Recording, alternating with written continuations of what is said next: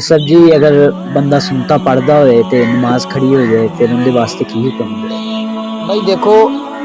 سنتا نا دو قسم دیا نے، ایک ہے سنت موقدہ اور ایک ہے سنت غیر موقدہ۔ جیڑی ظہر دی پہلی چار سنتا نے وہ سنت موقدہ نے،